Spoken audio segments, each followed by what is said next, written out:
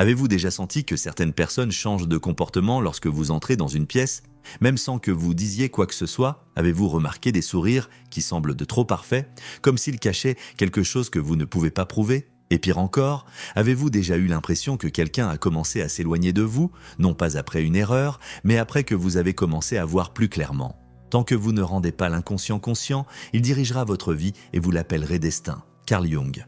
Peut-être que ce que vous vivez n'est pas de la paranoïa, mais de la perception. Et c'est précisément là que tout commence à s'effondrer. Parce qu'il y a quelque chose en vous, quelque chose de silencieux, de non déclaré, qui a commencé à déranger les personnes autour de vous. Non pas parce que vous avez attaqué, non pas parce que vous avez confronté, mais parce que vous avez vu. Et voir est plus dangereux qu'il n'y paraît. Il existe une attente invisible dans les relations humaines. Vous devez participer au théâtre, rire quand on attend que vous riez, être d'accord quand le désaccord créerait de la tension, ignorer ce qui est évident pour maintenir la stabilité émotionnelle du groupe. Mais au moment où vous cessez de suivre ce script, quelque chose change. Les conversations commencent à sembler répétées, les compliments portent un poids étrange, la sympathie perd sa spontanéité. Et peu à peu, quelque chose de difficile à nommer apparaît, une résistance silencieuse. Ce que vous vivez n'est pas un rejet ordinaire. C'est une réaction psychologique profonde, parce que lorsque vous commencez à percevoir des schémas, des contradictions, des intentions cachées, vous cessez d'être simplement une personne parmi d'autres dans l'environnement. Vous devenez un miroir, et personne, absolument personne, n'aime être exposé par son propre reflet. Le problème, c'est que cela ne génère pas de l'admiration, cela génère de l'inconfort. Et l'inconfort, lorsqu'il n'est pas compris, se transforme en quelque chose de plus silencieux, de plus dangereux, du ressentiment. Et c'est ici que la plupart des gens se trompent, parce que vous n'avez rien fait, vous n'avez pas trahi, vous n'avez pas attaqué. Mais malgré cela, quelque chose a changé. Et ce qui a changé, ce n'est pas leur comportement, c'est ce que vous avez commencé à éveiller en eux.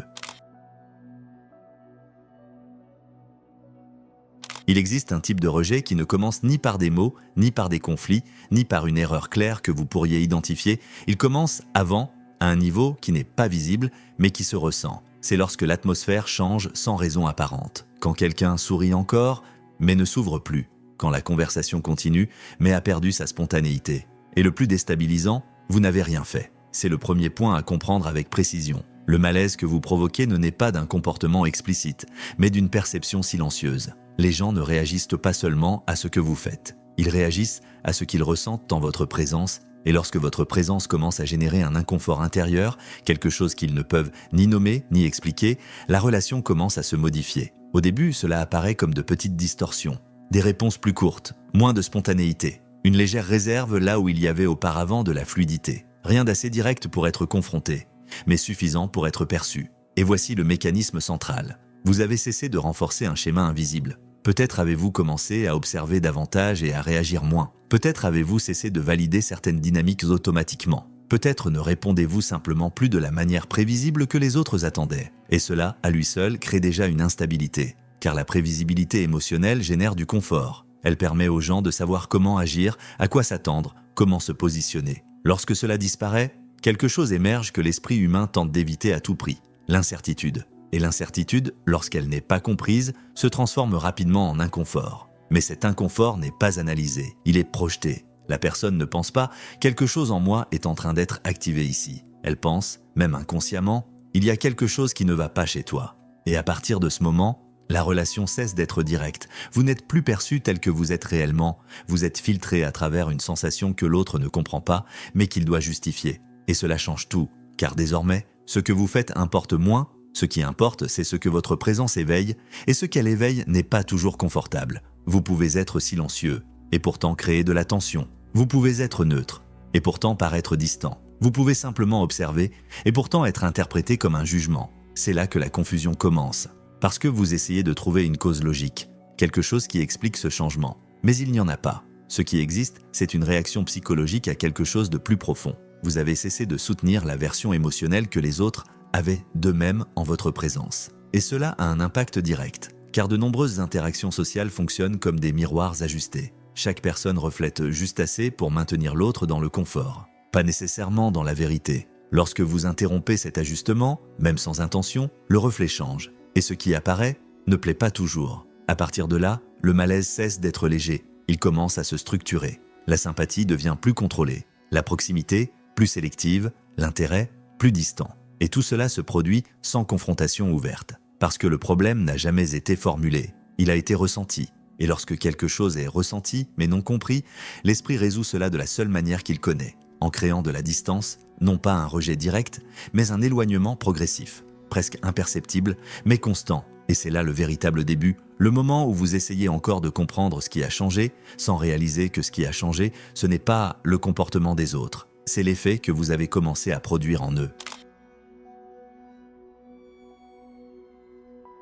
Il existe un point où le malaise cesse d'être simplement une sensation diffuse et commence à avoir une origine plus claire, même si personne ne l'admet. Vous devenez un miroir, non pas parce que vous avez décidé d'exposer quelqu'un, mais parce que vous avez commencé à exister d'une manière qui crée du contraste. Et le contraste révèle, lorsque vous gardez le contrôle là où l'autre se perd, lorsque vous faites preuve de discipline là où l'autre se sabote, lorsque vous ne réagissez plus là où vous réagissiez auparavant, vous créez une référence silencieuse. Et cette référence fait quelque chose de dangereux, elle élimine les excuses.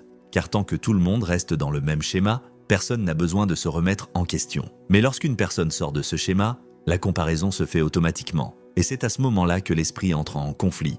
Reconnaître ce qui est révélé exigerait de la responsabilité. Cela impliquerait d'admettre des failles, des incohérences, des fragilités, mais cela menace l'image que la personne a construite d'elle-même. Alors, l'esprit choisit un autre chemin. Il vous déforme. Au lieu de penser « cela me dérange parce que cela révèle quelque chose que j'évite en moi », il inverse « cela me dérange parce qu'il y a quelque chose qui ne va pas chez cette personne ». Et c'est ainsi que naît la projection. Un mécanisme décrit par Carl Jung, non pas comme une théorie lointaine, mais comme une défense quotidienne de l'esprit humain. Tout ce que l'individu ne supporte pas de reconnaître en lui-même, il le déplace vers l'extérieur. Et vous devenez la cible parfaite. Si votre présence éveille de l'insécurité, vous devenez arrogant. Si votre calme expose un manque de contrôle, vous devenez froid. Si votre clarté met en évidence la confusion, vous devenez prétentieux. Vous voyez, la critique ne naît jamais de vous. Elle naît du besoin de l'autre de préserver sa propre identité. Et le plus troublant, cela se produit sans conscience. La personne croit à ce qu'elle ressent. Elle croit à l'interprétation qu'elle a créée. Car accepter le contraire exigerait de déconstruire sa propre narration intérieure. Et peu de gens sont prêts à faire cela.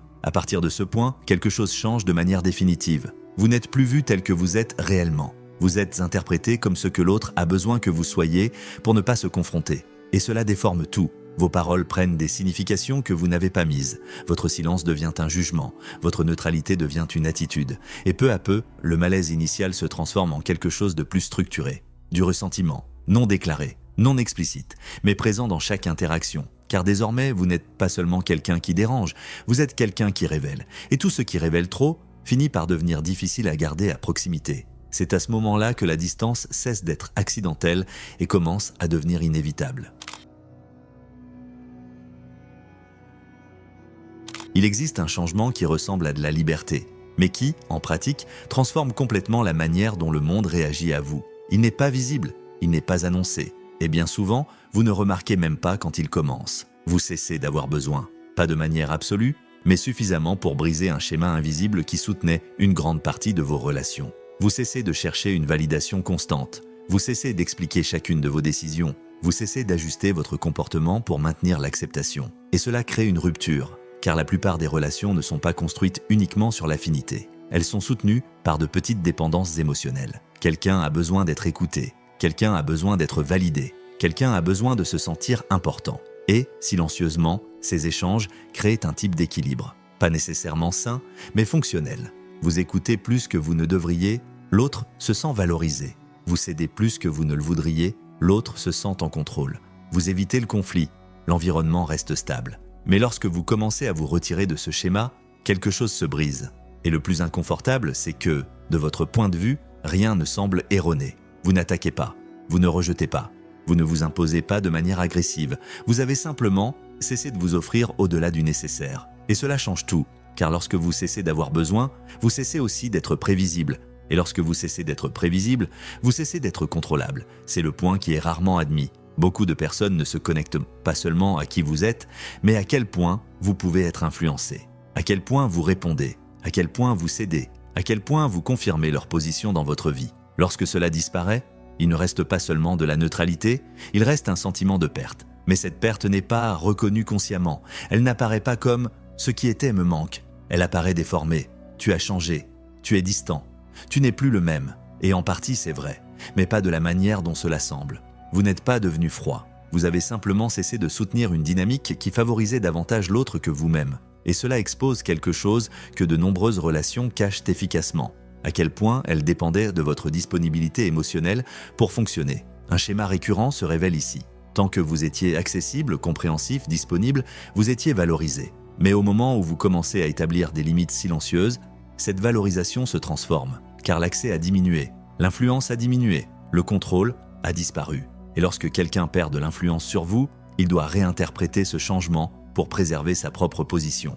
C'est à ce moment-là que surgissent les étiquettes. Vous devenez difficile, vous devenez égoïste, vous devenez fermé. Mais ces étiquettes ne décrivent pas votre changement. Elles décrivent la frustration de l'autre face à la perte d'accès. Il existe un passage dans une lettre attribuée à Carl Jung qui expose ce conflit presque de manière clinique. Celui qui s'éloigne des attentes collectives devient inévitablement un problème pour les autres, non pas pour ce qu'il fait, mais pour ce qu'il cesse d'offrir. L'individu qui commence à s'organiser intérieurement retire de l'énergie aux liens qui dépendaient de son désordre. Et cela n'est pas facilement pardonné, car cela révèle à quel point certaines relations étaient soutenues par un déséquilibre. Ce que cela signifie, en pratique, est inconfortable. Certaines personnes n'en étaient là pas à vos côtés pour votre clarté, mais pour votre concession, pour votre disponibilité à absorber, à céder, à soutenir des dynamiques qui, au fond, vous épuisaient. Lorsque cela prend fin, il n'y a pas de conversation honnête sur ce qui a changé. Il y a un éloignement, un refroidissement, un changement d'attitude qui n'est jamais complètement expliqué. Et cela crée de la confusion, parce que vous essayez de comprendre ce que vous avez fait de mal, alors que, en réalité, c'est l'inverse qui s'est produit. Vous avez commencé à faire moins de ce qui vous annulait. Et cela a eu un coût. Le coût de perdre la fonction que vous aviez dans la vie de certaines personnes. Et voici le point que peu de gens ont le courage d'affronter. Toute proximité n'était pas une connexion. Beaucoup de choses relevèrent de la convenance émotionnelle. Et lorsque vous cessez d'être pratique, vous commencez à être remis en question. Non pas pour votre essence, mais pour l'absence de ce que vous aviez l'habitude de fournir. C'est le prix silencieux de l'indépendance émotionnelle. Vous gagnez en autonomie, mais vous perdez des accès qui n'existaient que tant que vous vous adaptiez. Vous gagnez en clarté, mais vous commencez à voir à quel point certaines relations dépendèrent de son absence. Et surtout, vous gagnez en liberté, mais vous devenez plus difficile à maintenir dans les attentes des autres, et cela inévitablement crée des frictions, pas directes, pas déclarées, mais constantes, car désormais vous occupez une place différente, une place où vous ne pouvez plus être facilement classé. Et tout ce qui ne peut pas être contrôlé tend à générer de la résistance. C'est à ce moment que la dynamique change de manière plus profonde. Le malaise est déjà présent, la projection a déjà commencé. Mais maintenant, il y a quelque chose en plus. Une véritable rupture de structure, car vous n'êtes plus disponible de la manière qui soutenait l'équilibre précédent. Et lorsque l'équilibre se brise, le système réagit. Parfois par l'éloignement, parfois par la critique, parfois par un type de rejet qui n'était jamais complètement assumé. Mais que vous ressentez? Et à partir de là, la tension cesse d'être seulement psychologique. Elle devient relationnelle et irréversible. Il existe une idée confortable, presque enfantine, selon laquelle évoluer rapproche les gens. Que devenir plus conscient, plus discipliné, plus lucide, renforce naturellement les liens autour de vous. Mais ce que vous commencez à percevoir, dans la pratique, est exactement l'inverse. Et cela provoque un type particulier de frustration. Parce que cela contredit tout ce qu'on vous a appris à attendre. Votre évolution ne réorganise pas vos relations. Elle révèle lesquelles ne fonctionnaient que dans votre version précédente. Les relations sont en grande partie des accords inconscients. Non pas des accords déclarés, mais des schémas répétés qui créent de la stabilité. Celui que vous étiez auparavant soutenait ces schémas. Peut-être évitiez-vous certains conflits. Peut-être acceptiez-vous des dynamiques qui vous épuisaient. Peut-être restiez-vous à un niveau émotionnel qui ne menaçait personne et cela maintenait tout en place. Mais lorsque vous changez de manière réelle, non performative, vous n'emportez pas ces schémas avec vous. Vous brisez l'accord, même sans savoir qu'il existait. Et c'est ici que la tension commence à prendre une forme définitive, car l'autre ne réagit pas à votre évolution comme à une croissance. Il y réagit comme à une perte. Perte de prévisibilité, perte d'accès, perte de la version de vous qu'il comprenait et savait gérer. Et lorsque quelqu'un perd ce repère, une tentative immédiate de restauration apparaît. D'abord, subtile, des plaisanteries sur le fait que vous avez trop changé, des commentaires qui semblent légers mais chargés d'inconfort, des tentatives pour vous ramener à d'anciennes habitudes. Si cela ne fonctionne pas, le ton change. Ce n'est plus léger, c'est critique. Vous exagérez, vous vous prenez trop au sérieux, vous vous éloignez. Mais ce qui se cache derrière cela n'est pas de l'inquiétude, c'est de la déstabilisation, car votre changement fait émerger une question silencieuse chez l'autre. Pourquoi suis-je resté le même? Et cette question est dangereuse. Elle menace la zone de confort. Elle exige de la responsabilité. Elle démolit les justifications, et lorsque cette question ne peut pas recevoir une réponse honnête, l'esprit fait ce qu'il fait depuis le début, il vous déforme. Votre évolution devient de l'arrogance. Votre clarté devient de la froideur, votre changement devient une trahison. Parce qu'il est plus facile de rabaisser celui qui a changé que de faire face à sa propre stagnation. Et c'est ici que de nombreuses relations s'effondrent, non pas par manque d'affection, mais par incompatibilité psychologique. Vous ne pouvez plus ignorer ce que vous ignoriez auparavant. Vous ne pouvez plus rire de ce que vous acceptiez avant, vous ne pouvez plus participer à des dynamiques que vous voyez désormais avec clarté. Et cela crée un désalignement inévitable. Les conversations deviennent superficielles, les interactions deviennent forcées, la connexion commence à disparaître, non par manque d'effort, mais parce que vous n'opérez plus au même niveau de perception. Et c'est le point le plus difficile à accepter. Toutes les relations ne sont pas faites pour survivre à votre lucidité. Certaines n'existaient que tant que vous ne voyiez pas,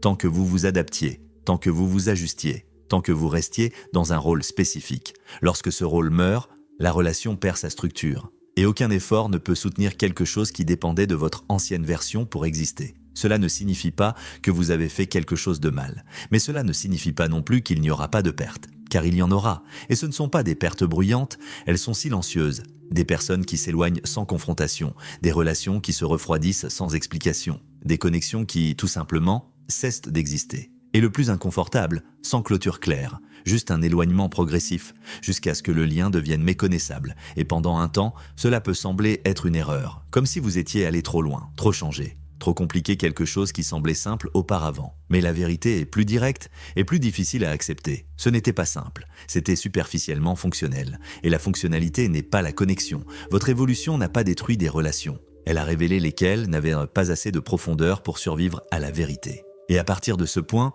il n'y a pas de véritable retour possible, car une fois que vous voyez, vous ne pouvez plus cesser de voir, et tenter de revenir en arrière serait plus artificiel que n'importe quel masque que vous avez déjà porté.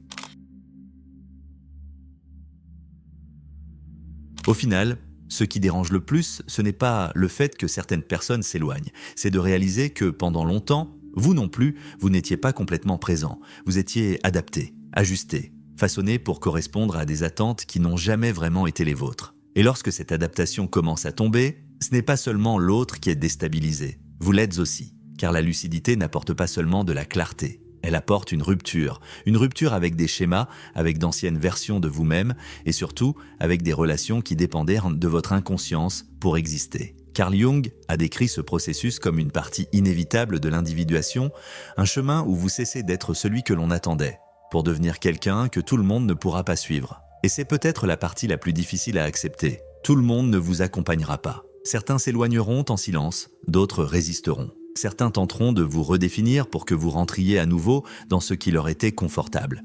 Mais au fond, aucun de ces mouvements ne vous concerne réellement. Il concerne ce que votre présence en est revenue à représenter. Et il reste une question que peu de gens ont le courage d'affronter avec honnêteté. Préférez-vous maintenir des relations qui dépendent de ce que vous n'êtes plus ou accepter l'inconfort de devenir quelqu'un auprès de qui tout le monde ne pourra pas rester ? Si cette vidéo ne vous a pas apporté de confort, alors elle a rempli son rôle, car certaines vérités n'apaisent pas. Elle réorganise. Si ce contenu a fait sens pour vous, non pas comme une idée, mais comme une reconnaissance silencieuse, laissez un commentaire avec « J'ai commencé à voir ». Il ne s'agit pas d'être d'accord, il s'agit de percevoir. Et si vous voulez continuer à explorer ce territoire où comportement, perception et vérité entrent en conflit, restez. Car plus vous allez en profondeur, moins il reste de place pour les illusions.